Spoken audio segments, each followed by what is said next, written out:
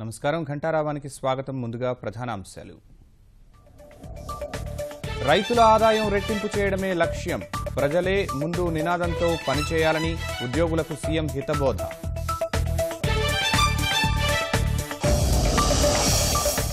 Polavaram copper dam పనులకు చంద్రబాబు శంకుస్థాపన, concrete పనులు వేగం పెంచాలని ఆదేశాలు.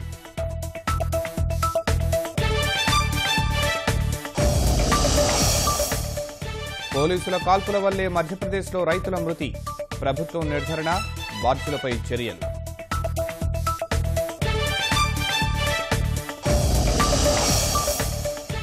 జీఎస్టీ లేని వస్తువులను ప్రకటించిన కేంద్రం, ఆహార పదార్థాలు, వ్యవసాయ సామగ్రికి పూర్తి మినహాయింపు.